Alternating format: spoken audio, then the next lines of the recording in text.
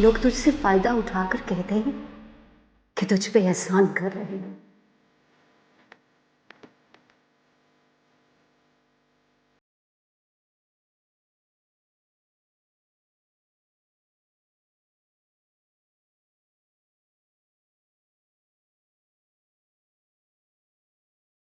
वो भी तो यही कहता है।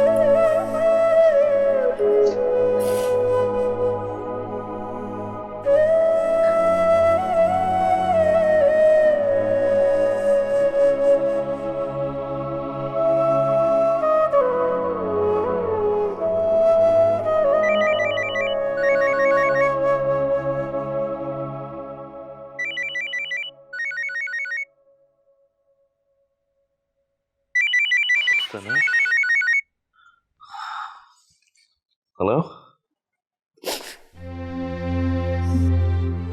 सना, क्या हुआ? सब खैरियत तो है ना? अदनान ने कुछ कहा? तकदीर ने मुझे सजा दी है साथ। मैंने अम्मी का दिल दुखाया था ना, मेरा बच्चा नहीं रहा। क्या?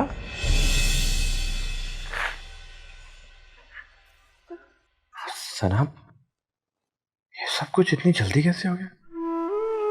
ये मेरे कर्मों का फल है। ऐसा मत सोचो सना। ये बच्चा ही मेरी जीने की उम्मीद था। अब ऐसा लगता है जैसे सब कुछ खत्म हो गया, कुछ बाकी नहीं रहा। क्यों नहीं रहा सना? अभी आगे इतनी बड़ी जिंदगी है तुम्हारे सामने। क्या करूंगी ऐसी जिंदगी का? हाँ, आई विश कि मैं तुम्हारे पास आ सकता है इस वक्त। अदनान कहाँ है? आउट ऑफ सिटी है।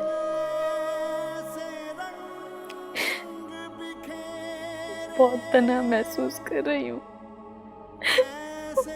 बहुत अकेली हूँ।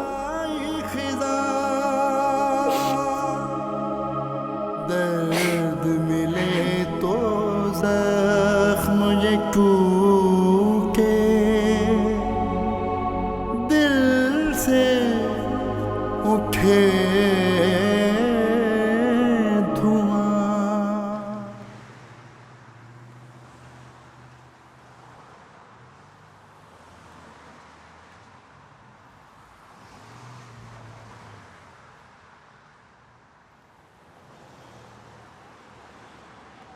कहाँ जा रही हो भाई?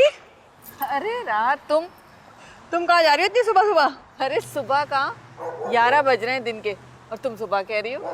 तो 11 बजे भी मार्केटें कहाँ खुलती हैं? अरे नहीं, वो जो मेरा पीको वाला है ना, जहाँ से मैं ओवरलॉक वगैरह करवाती हूँ, वो जल्दी खोल लेता है दुकान। तुम अपनी बताओ, तुम कहाँ जा रही हो?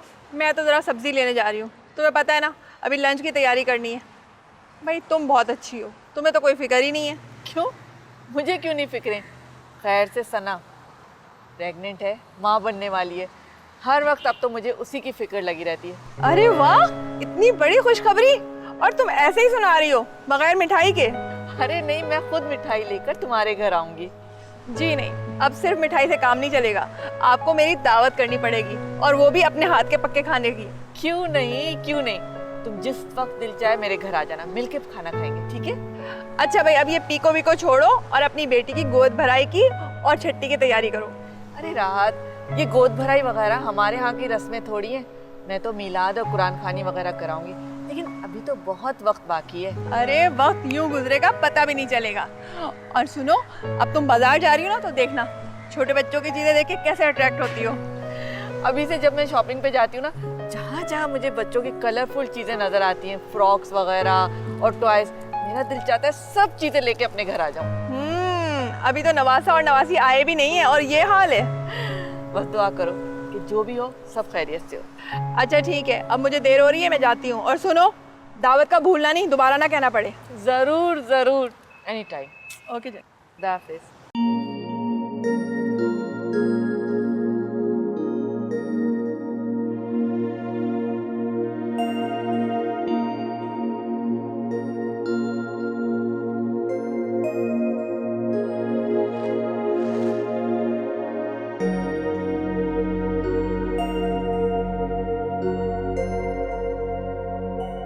हेलो। कहाँ हैं जनाब? कल से कोई फ़ोन कॉल नहीं, कोई बातचीत नहीं। बहुत बिजी था मैं। तुमने ना ही मेरी कॉल रिसीव की, ना ही कोई रिप्लाई किया। अभी तो कर लिया है ना, हालांकि अभी भी बहुत बिजी हूँ। तो जनाब, ऐसी भी क्या मसरूफियत है जिसने हमें भुला दिया? एक्चुअली एक डेलीगेशन आया हुआ है बाहर से। गोरों के कुछ प्रिंसिपल्स होते हैं ना, काम के वक्त नो फैमिली। फ्री होता हूँ तो तुम्हें कॉल करता हूँ। I hope you understand. Bye.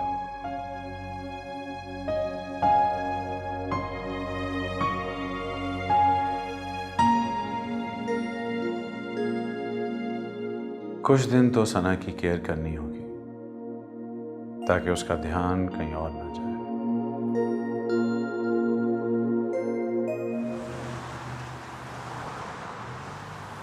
Adnan की बीवी का मिसकैरेज हो गया। ओह, और अदनान फिर भी इस्लामाबाद में है? अगर उसे अपनी बीवी का इतना ही एहसास होता तो उसकी बीवी मुझे फ़ोन करके रात को रोना रही होती। उसकी बीवी तुम्हारी क्या लगती है?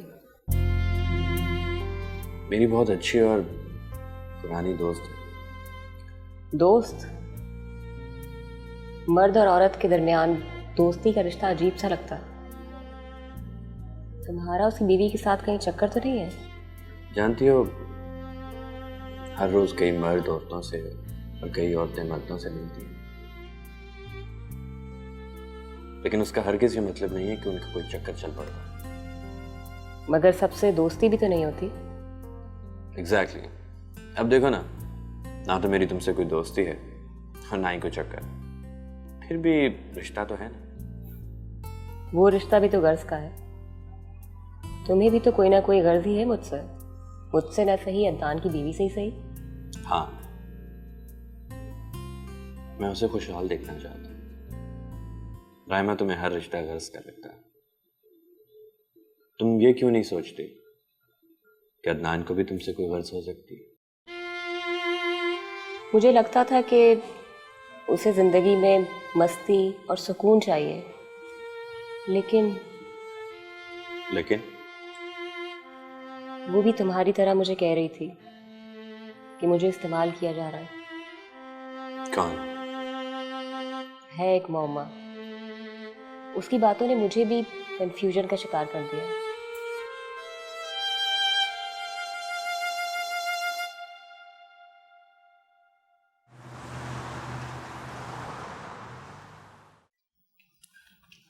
सर, मुझे तुम्हें कुछ चीज दिखानी है।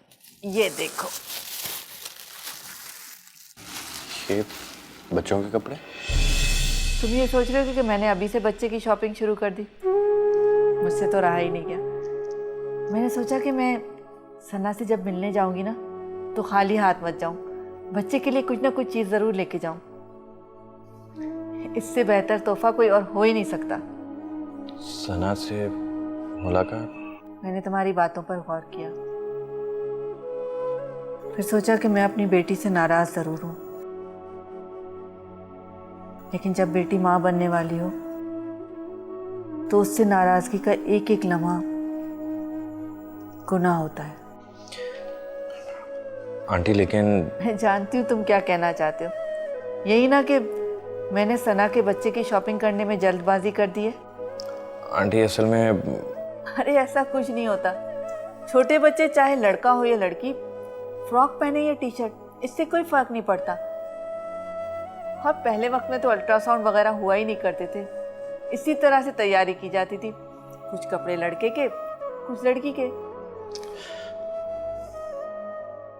आंटी सना का बच्चा, मैं बिल्कुल पता नहीं करूंगी कि लड़का है या लड़की, और सना को भी मैं सख्ती से मना कर दूंगी कि वो ये मालूम नहीं करे। आंटी सना का मिसकैरेज हो गया। क्या?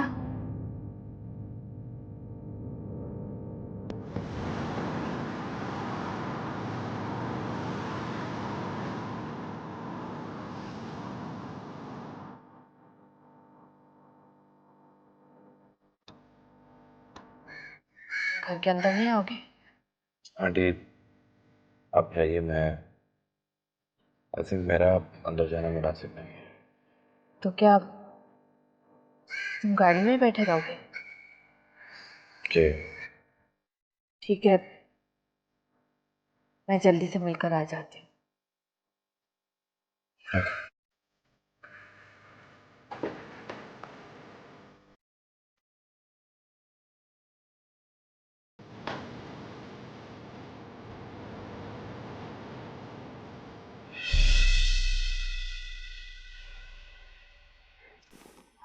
बस बेटा बस, बहुत रो लिया तुमने,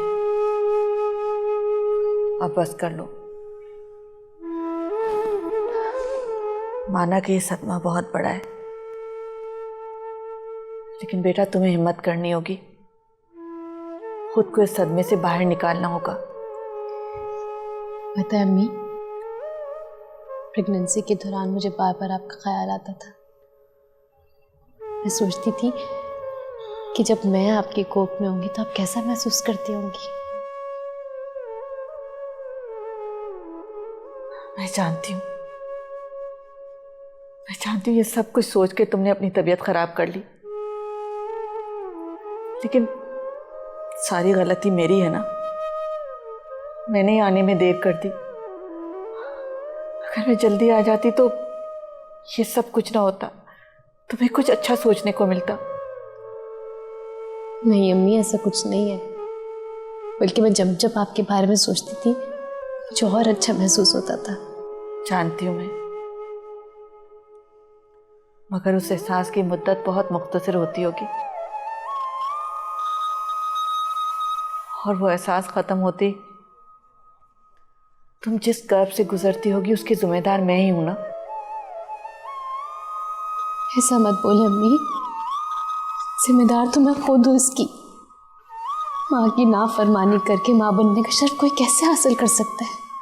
नहीं बेटा नहीं, ऐसा नहीं कहते।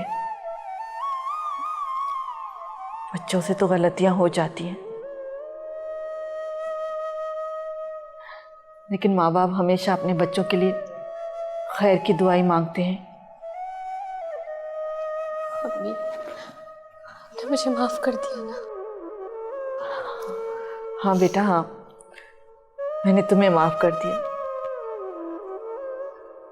मेरे दिल में अपनी बच्ची के लिए सिर्फ दुआ है, प्यार है और कुछ नहीं। सच में आप आ गई, दिल को बहुत सुकून मिल गया है। तुम आराम करो, मैं फिर आऊंगी। आप जा रही हैं? कुछ देर और रुक जाए प्लीज। अदनान की फ्लाइट लैंड हो गई है, वो आते ही होंगे। नहीं, वो साथ भी बाहर गाड़ी में इंतजार कर रहा है। साथ आया है? आप ऐसा करें, आप साथ को भेज दें, अदनान आपको घर छोड़ देंगे। अम्मी अरे नहीं सना, बाद में मैं दोबारा आ जाऊंगी। आप नहीं चाहती ना कि अदनान आपके सामने आए? अब तक खफा है अदनान से? सना, मैं इस टॉपिक पर कोई बात नहीं करना चाहती। तुम ज्यादा टेंशन मत लो, ये तुम्हारी सेहत के लिए अच्छा नहीं है। सब ठीक हो जाएगा। फिर कब आएंगी? जब भी मेरा दिल चाहेगा ना, मैं अपनी बच्ची को देखने के लिए आ जाऊंगी। क्या इसके लिए भी कोई वक्त मुकर्रर है? आप चाहती ही नहीं तो अच्छा होता। मैं और अदनान आपके पास आएंगे मिलने के लिए आपसे। हाँ हाँ, क्यों नहीं, ज़रूर आना तुम लोग मेरे घर।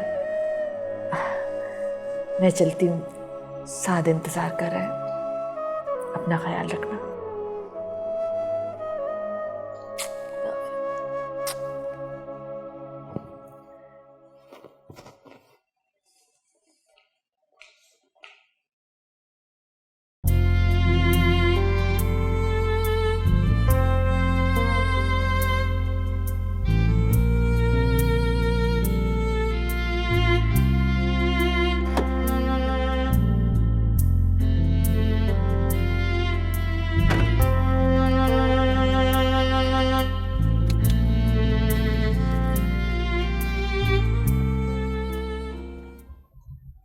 कहा चाहता था कि कोई अपना ही लेने आए मुझे।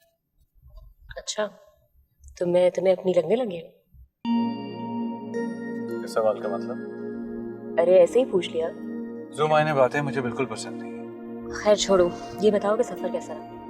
बहुत बोरिंग, इसलिए तो तुमसे कहा कि मुझे आके पिक कर। अचानक से इस्लामाबाद जाने की क्या जरूरत पड़ गई थी? हाँ, वो एक डेलीगेशन आया हुआ था, उससे मीटिंग। तो बाहर से इस्लामाबाद ही क्यों? कराची क्यों नहीं बुलवा लिया? आईना, मुझसे ये सवाल हरगिज मत करो। मैं अपनी जाती जिंदगी में किसी को भी दखल अंदाजी की इजाजत नहीं देता। आई एम सॉरी, मैं भूल गई थी कि मैं तुम्हें कंपनी देने आई हूँ। मैंने तो तुम्हारा मूड ही खराब कर दिया। It's okay. हम कहाँ जा रहे हैं? पहले मैं घर जाऊंगा, फिर उसके बाद तुम्हारी तरफ आता हूँ। ठीक है, मुझे रास्ते में ड्रॉप कर देना और फिर हम शाम को मिलते हैं। ओके।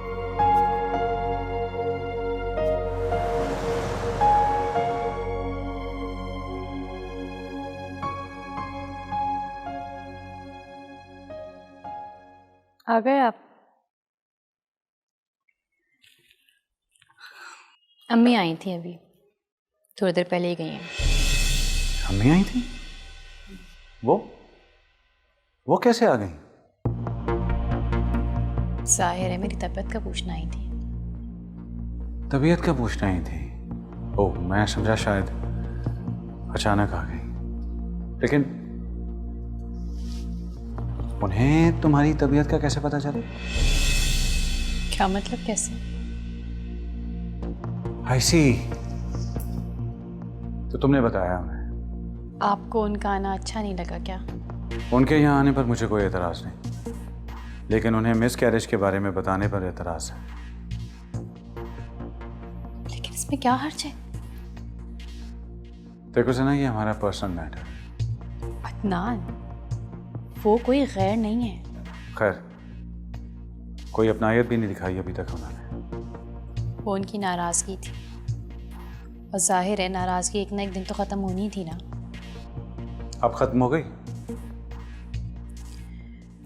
उन्होंने कहा है कि मैं आपके साथ उनके घर आऊँ। वो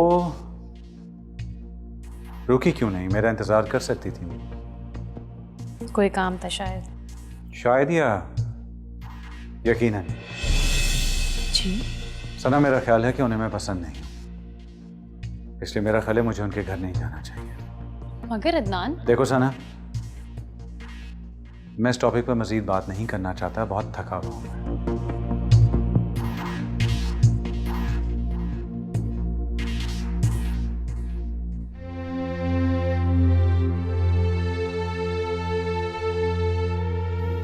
आंटी प्लीज, आप क्यों रो रही हैं? इसमें आपका क्या कसूर है? साथ मेरी बेटी समझती कि उसने मुझे नाराज किया, इसलिए वो माँ बनने से महरूम हो गई। आंटी, आप जानती हैं कि वो इस वक्त किस कंडीशन से गुजर रही है, इसीलिए वो आपके बारे में नेगेटिव सोचे जा रही है। यही तो साथ,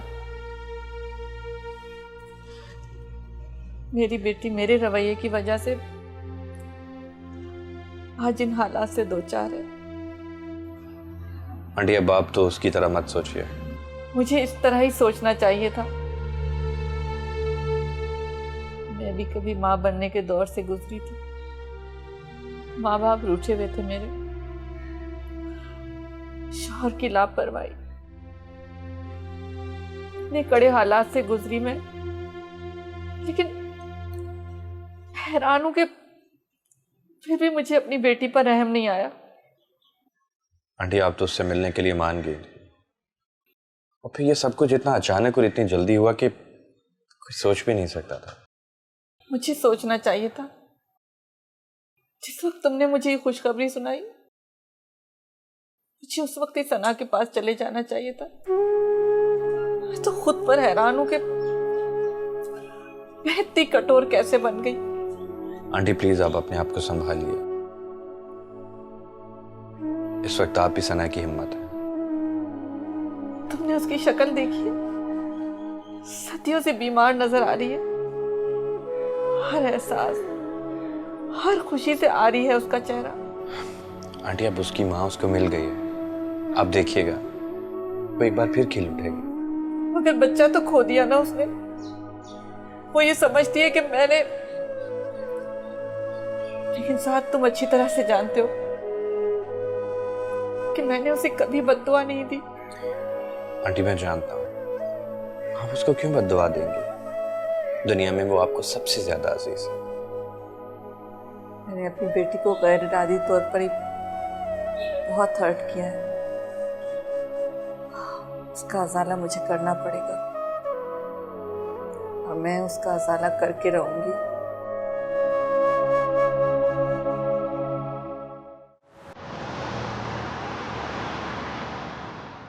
मुझे समझ नहीं आता कि तुझे कैसे पता चल जाता है मैं यहाँ क्यों आती हूँ।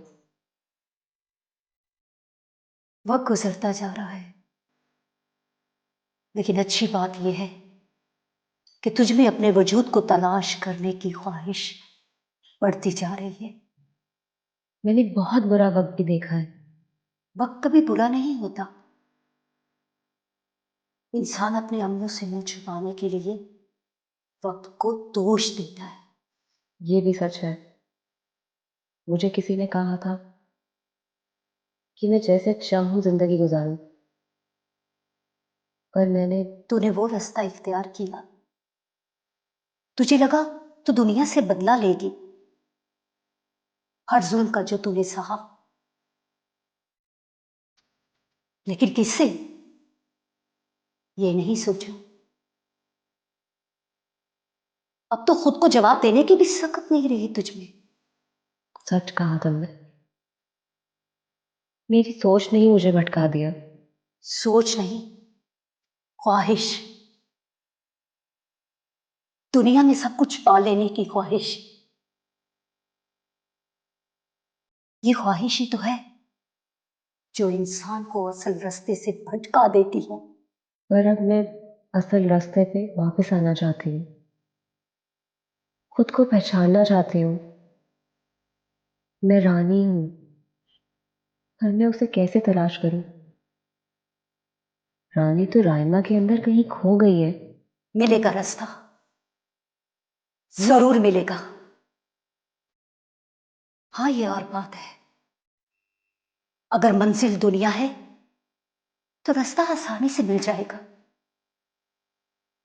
अगर मंजिल खुद को पा लेना है तो बड़ी मेहनत करनी पड़ेगी।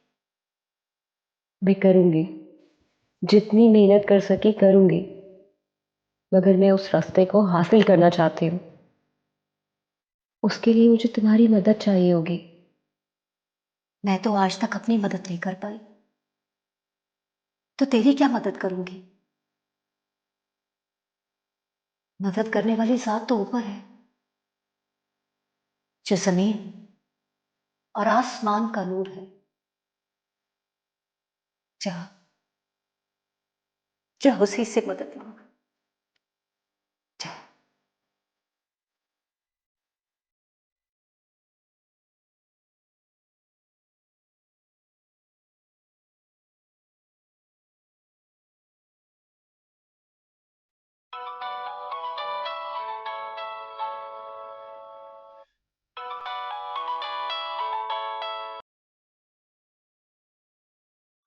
हेलो। हेलो, अस्सलाम वालेकुम। डॉक्टर अर्जुमन की क्लिनिक से बात कर रही हूँ मैम। आज आपका अपॉइंटमेंट था। अब अपॉइंटमेंट की ज़रूरत नहीं है, एनी रीज़न मैम? मेरा मिसकैरेज हो गया। Oh sorry ma'am.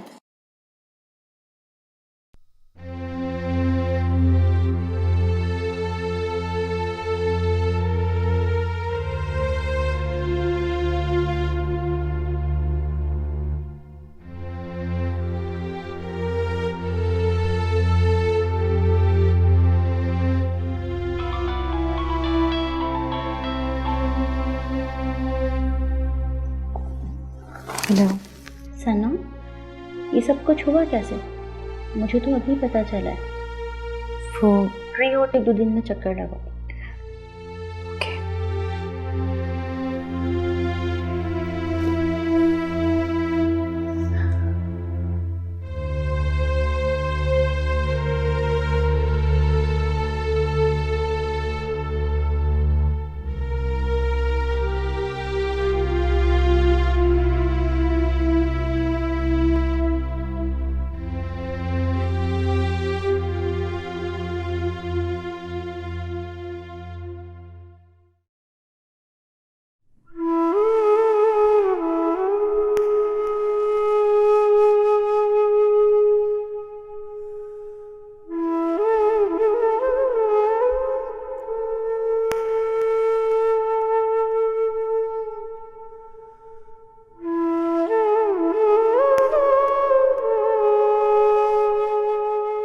क्या क्या ख्वाब देखे थे मैंने। शायद ख्वाब मुझे रास ही नहीं है।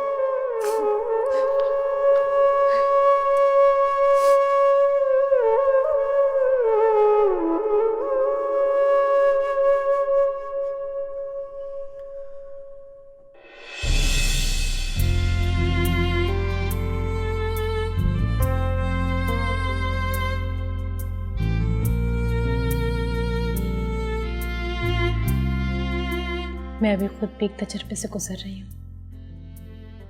प्लीज़ इस पे मदाखलत ना करो। अच्छा या बुरा जो भी होगा मैं उसे फेस कर लूँगी। तुम्हें हमदर्दी करने की कोई ज़रूरत नहीं। तुम्हें शर्म आनी चाहिए साथ। दोस्ती के दम भरते हो और दोस्तों को ही परेशान करते हो। आज तुम्हारी वजह से मेरा और अदनान का रिश्ता तनाव का शिकार हो गया है। देखो, कौन से हॉस्पिटल में मैं आऊँ? नहीं प्लीज़, कोई ज़रूरत नहीं है। बल्कि मैं तो ये कहूँगी कि मेरे मरने पे मेरी कब्र पे फूल चढ़ाने भी मत आना तुम। कुछ नहीं, मम्मी याद आ रही है। I'm missing her so much.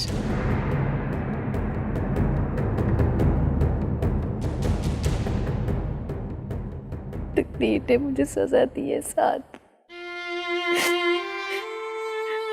मैंने अम्मी का दिल दुखाया था ना। मेरा बच्चा नहीं रहा। ये बच्चा ही मेरी जीने की उम्मीद था। अब ऐसा लगता है जैसे सब कुछ खत्म हो गया, कुछ बाकी नहीं रहा।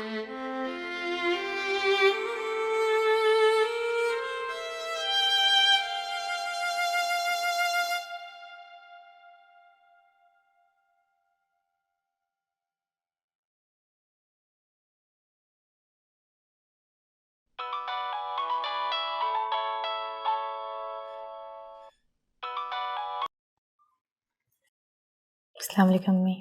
हेलो बेटा, कैसी है मेरी जान? क्या कर रही हो? कुछ नहीं, बस ऐसे ही बैठी हुई थी। अगर कोई काम नहीं कर रही हो तो मेरे पास चक्कर लगा लो। मैं तुम्हें बहुत मिस कर रही हूँ। जी ज़रूर।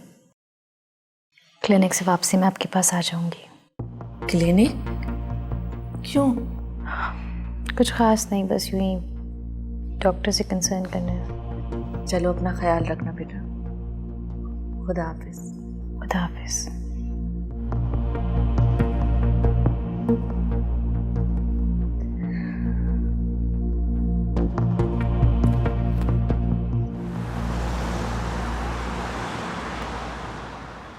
हुआ यूँ कि मैं चेकअप कराने गई, लेकिन मेरे कोई पेन नहीं था और बाद में पता चला कि मेरी डीएनसी कर दी उन्होंने। डॉक्टर, ये सब कुछ इतना अचानक हो गया कि मेरे तो कुछ समझ ही नहीं आया कि मैं क्या करूं।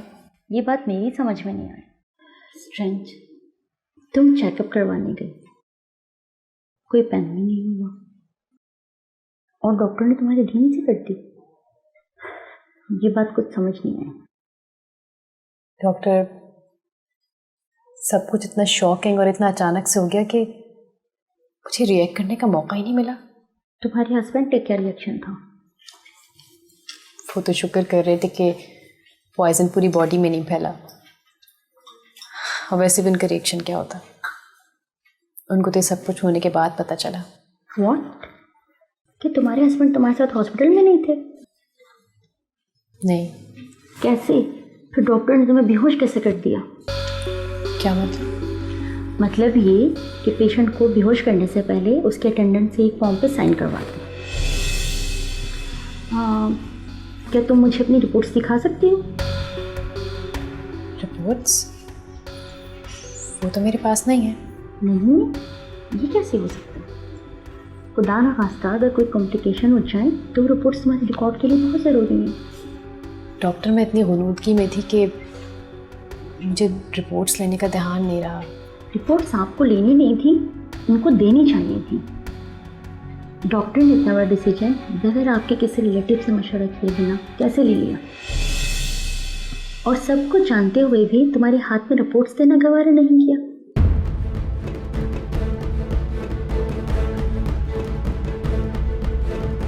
Very strange.